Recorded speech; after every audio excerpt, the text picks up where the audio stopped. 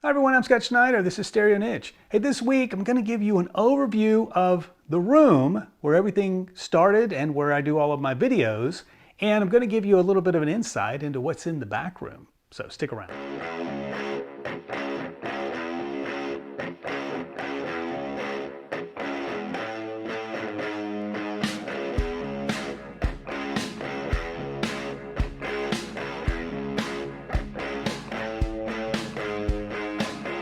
Well, we're going on about a year and a half now of StereoNiche, and so I thought I would do an overview of the main room here and show you guys what's changed and how I use the room.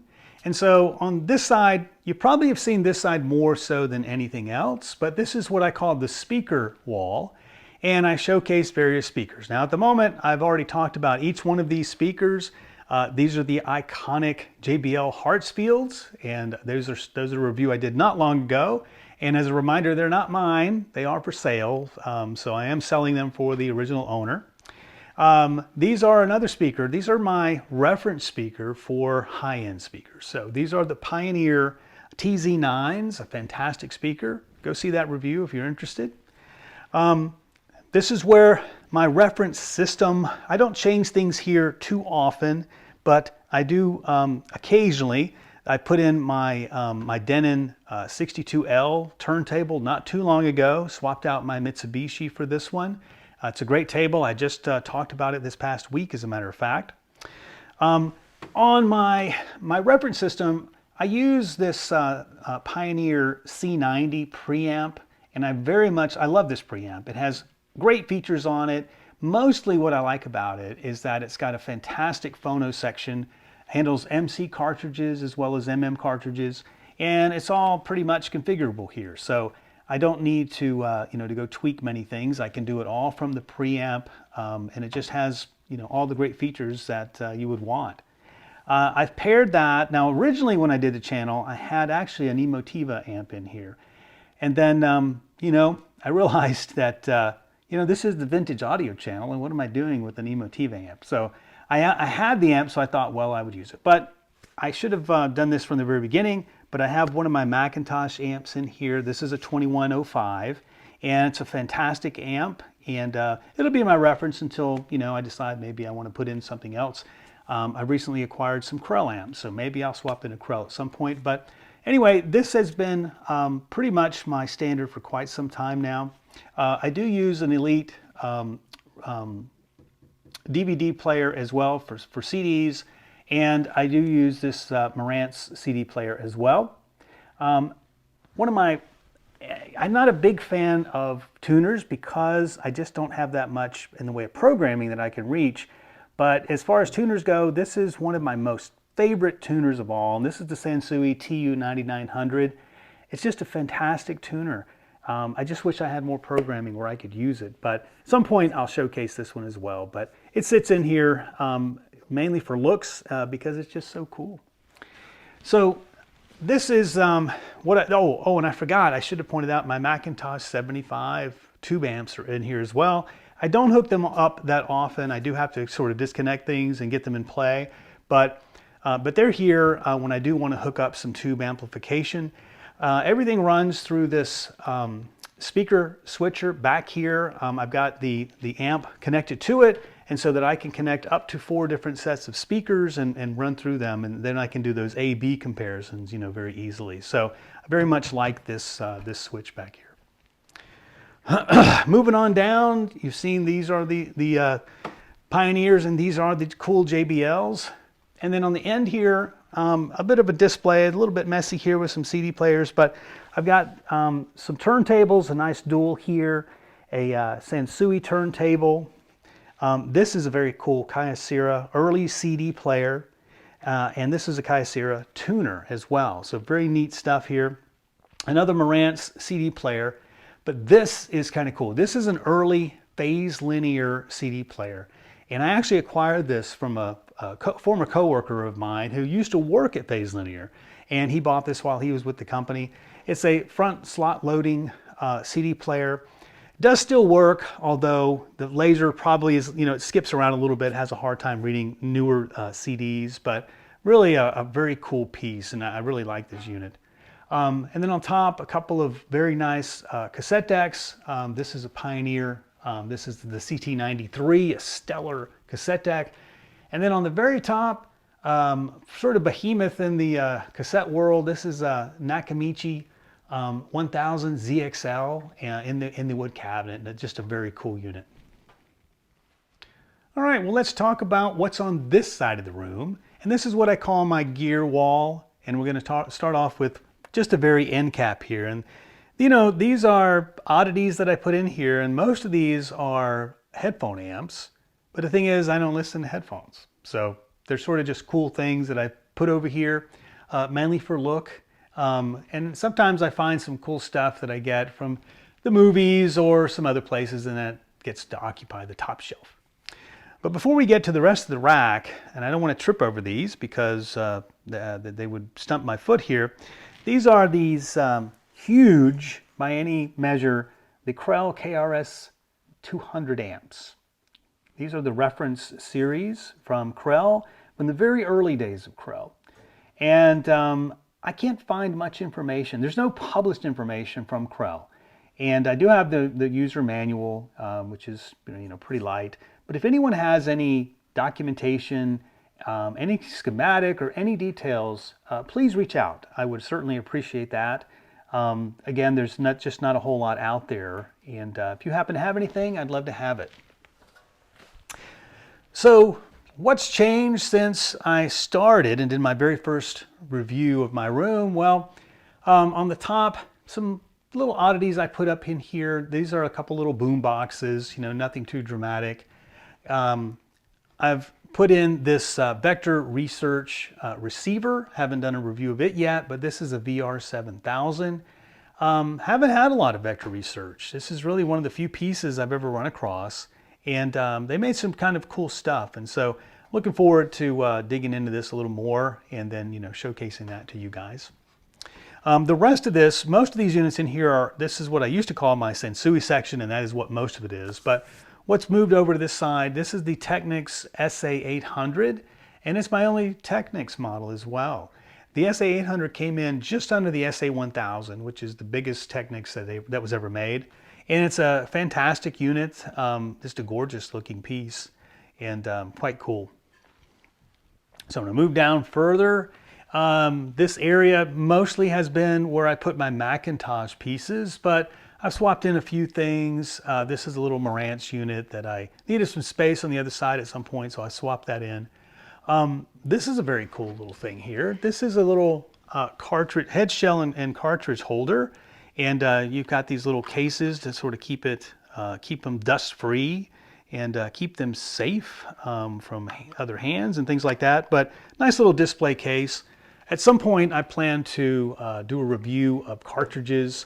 And once I get two identical turntables, to let some cartridges go head to head and see what audible differences I can detect and share that with you guys. On the middle here in this lower section are a couple of pieces from SAE. I think SAE was a very unique company, and they put out some very cool gear.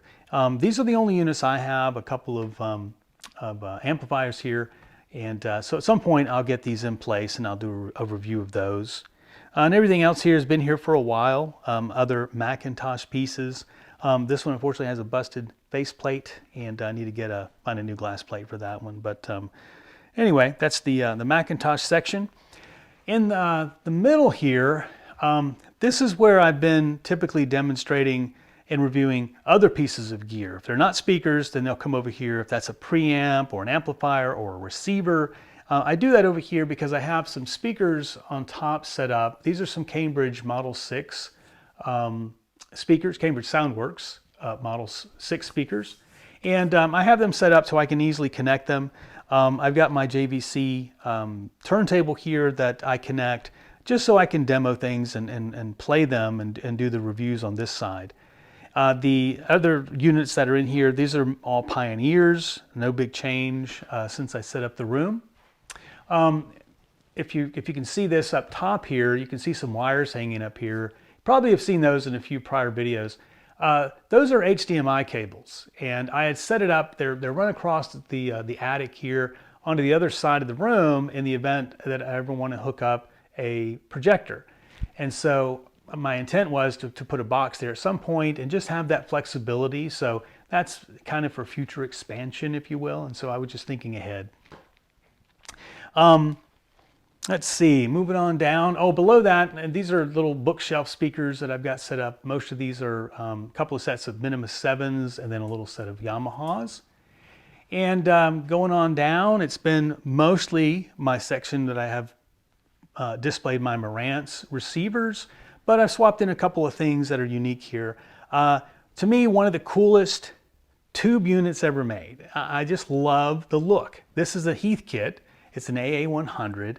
But what a unique style. I think this is it sets itself apart from everything else. I mean, Fisher, Scott, you know, they were the big dogs, but Heathkit put out a very cool unit in this, and I think it has that sort of Jetsons sort of futuristic look of the tube era. And it's got this interesting leatherette finish on the metal cabinet. I'm not sure what that is, but quite a unique unit. There's a guy on YouTube, he's been doing rebuilds of these for many years and created a lot of videos on his restorations. So this one needs restoration. At some point I'll get that done, but just a cool unit.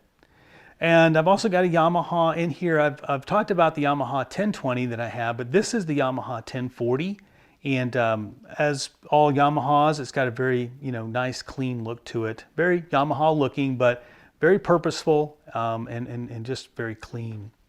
The rest of these are Macintosh units that I've talked about. On the top and all the way down on the top section here are several Nakamichi cassette decks. This is that very cool RX 505. The RX series has this, the cassette actually pops out and then flips around and then goes back in. Very, very cool. And at some point I'll do a review of that. The rest of these are these are the 680 ZX and 660 or 670 ZX. And I've talked about these before, very nice cassette decks. And then the section of mostly tube gear in here. Fisher are most of these units, but then I've got a couple of nice Scott pieces on top, and then a couple of various pieces on the bottom from Dynaco and Sherwood and Ico. So that's what's sort of in this section. And then behind me are some big beasts here. This monster is a Krell that I just got in recently. It's a Krell 200S. And this thing is a boat anchor of metal for sure. And what a beast of an amp. I'll be going through this and talking more about it in the future, but just an incredible piece of gear from Krell. Going on down, a couple of more cassette decks.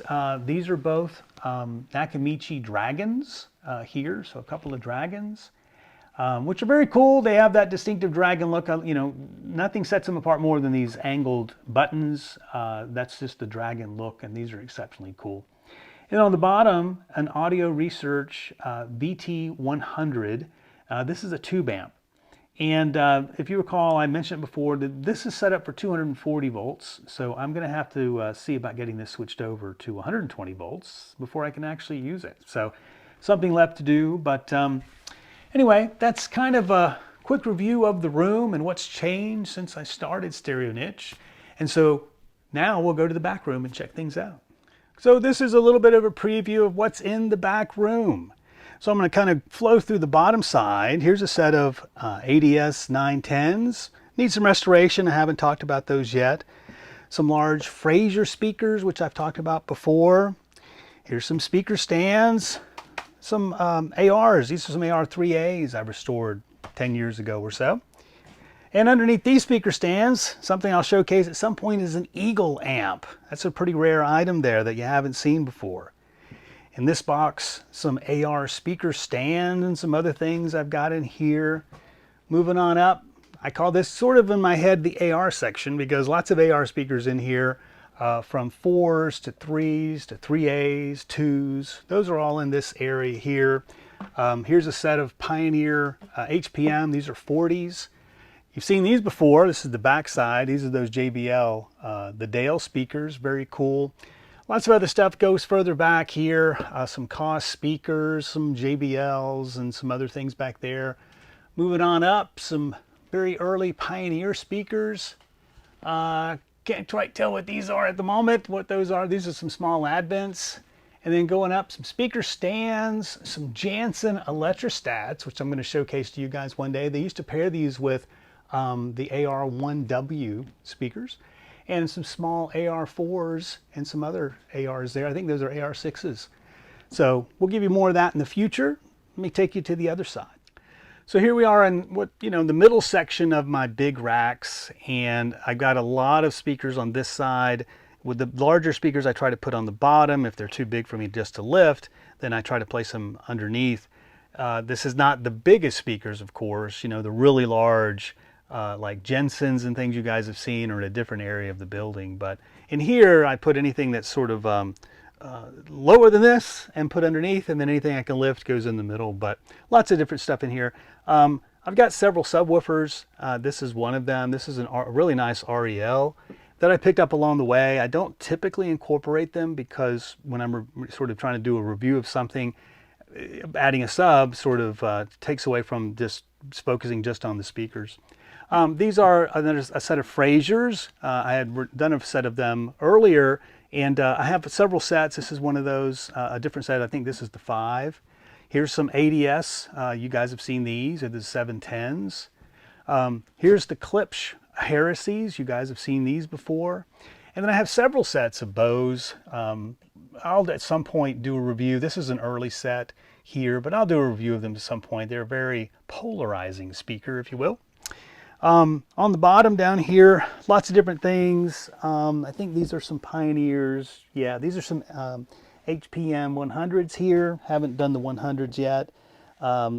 These are some Polks. These are some Macintosh speakers. I haven't done them yet. Got these several years ago. I picked them up as part of another group lot. Kind of moving on up. Not sure, I think that's just storage material, but here are some quad electrostats. These are some ESLs, and so those I'll be doing a review of those fairly soon. These are some Bose 901s in the box. As I mentioned, I have several sets of those. So AR12s also in the original boxes. These need some foam, so I need to refoam them. I've got the set of foam sitting on top, but something I need to do. Keeping on the top here, these are Aztec speakers. Aztec was a really cool company. They came out with some really interesting speakers. Kind of a unique look. They remind me a little bit of the JBL Dales in a vague sort of way. These were much later than those, of course, but kind of a cool speaker. And then I've got some singles here of some stuff. I've got some small JBLs, but I only have one of each. So just some, loners, unfortunately, and some odds and ends, some different things up here. I do have a set of the Cambridge Soundworks Model 6, which are actually, you guys saw them in the other room earlier. That's just the box for those. And coming on down, these are some more ARs, some small AR speakers. You guys have seen these in a previous review. These are the Fraser Concerto. Very cool speaker. I really think highly of these. You guys have seen these too. These are the JBLs that I reviewed already. Let's see, I think these are the JBLs too. Another set of Pioneer HPM. These are the HPM 60s, so a little bit smaller than the HPM 100s. And these are the ADS L810. Did a review of those already. Fantastic speaker. I think lots of folks agree with that.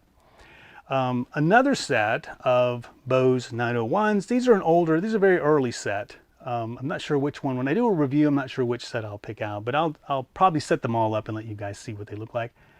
I think I've talked about these already. Let's see, coming on down this way, these are some small Polk speakers. I'll do a review of the bookshelves at some point. Another set of AR speakers here. These are some Cambridge Soundworks, the Tower. Now this is the Tower 2. I'm a big fan of Cambridge Soundworks, but I'd really love to find a set of the Tower 1. That was the one that they came out with that kind of got some good press for that. They had a rear firing tweeter on the Tower 1. These do not have that. So not quite as cool as I think the first set was, but at some point I think I'll find a set. Here's an Oppo DVD player in here.